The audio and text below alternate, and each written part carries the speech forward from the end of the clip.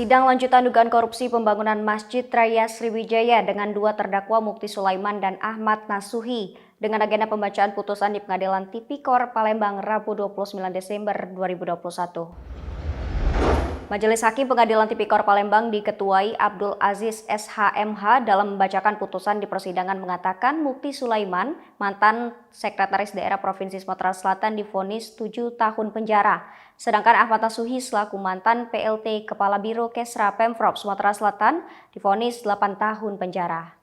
Sebelumnya terdakwa kasus korupsi pembangunan Masjid Raya Sriwijaya Mukti Sulaiman minta keadilan di akhir pengabdiannya sebagai PNS yang mengajukan pembelaan atas tuntutan 10 tahun penjara.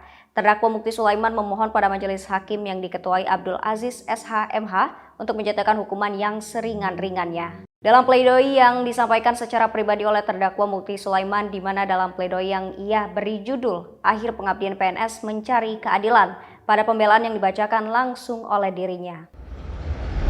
Ia juga mengatakan jika sebagai manusia dirinya selalu berdoa kepada Allah, semoga dapat menjalani takdir yang jatuh kepadanya dengan tetap memohon perlindungan dan ridho Allah.